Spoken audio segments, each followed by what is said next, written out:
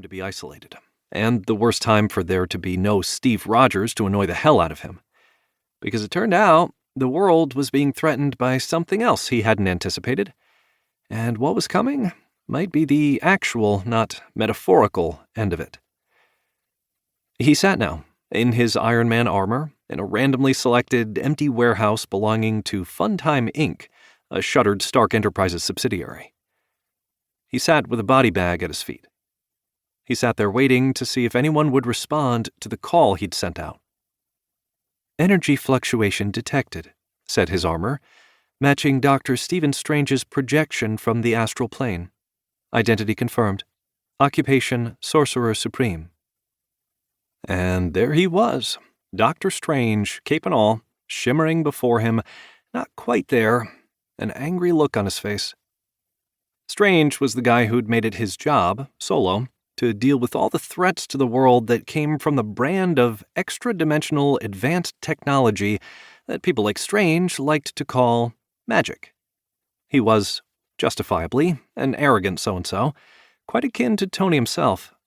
They didn't ever seem to see eye to eye as a result, and Strange had become a big part of the alternative or rebel faction of superheroes who still sought to oppose what they probably saw as his evil deeds.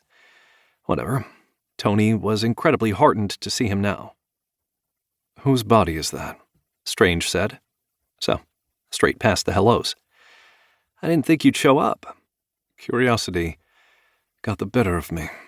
"Well, of part of you. I'm on the astral plane. I thought it best if there was a barrier between us, all things considered. Now, who is that?" Tony found he couldn't help himself. "How is everyone? How are your Avengers?" Because that was what they still felt able to call themselves. The team that Strange had committed himself to, the team the public supported now, according to the polls, but would, as soon as they messed up, quickly come to regard as vigilantes with no official sanction. Strange sighed. "Please do not start your why are you doing this thing with me. I wasn't going to. I don't care about any of that right now." His armor beeped to signal an approaching presence. "Blackagar Boltagon," it said in his ear. Alias Black Bolt. Occupation Monarch of the Inhumans. Identity confirmed. So, it wasn't going to be just the two of them. Into the room strode the king of that hidden race of genetically altered people, silent as always. He pointed immediately to the body bag. Strange just shrugged at him, the closest Tony had ever seen the Sorcerer Supreme come to rolling his eyes. Tony had no idea where the Inhumans stood on all he'd achieved. As foreign nationals, the Superhuman Registration Act didn't apply to them, and they'd never seemed to have any special fondness for the Hulk. Were they even superheroes? His plan not to say anything until a significant number of his peers had deigned to join him in the flesh then paid off. Inside the room appeared Reed Richards, the leader of the group of scientific adventurers known as the Fantastic Four, and, beside him, the half-mutant, half-Atlantean Namor, King of Atlantis, both of whom had previously been invisible. Much of what applied to Black Bolt also applied to Namor, with a side order of foolish humans and their petty conflicts. Reed, however, had always stood by Tony, because here was a man who valued rationality above all else.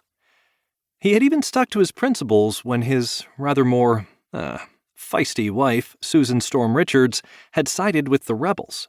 Those two were trying to work it out now, and Tony was being a little lax with the rules to let them do that, which was, hey, corruption from a certain point of view, but he was pretty sure that was the only time he'd ever given in to the idea of one law for his people, another for the rebels. And it had been about showing mercy to someone on the other side. The fact that Reed, of all people, should join his frenemy Namor in wanting to arrive here stealthily, well, that was what Tony meant about his friends keeping him at arm's length now.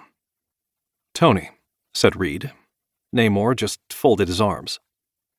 The door opened, and in walked, okay, because he was usually in a wheelchair, but hey, such transformations happened in their line of work, Professor Charles Xavier.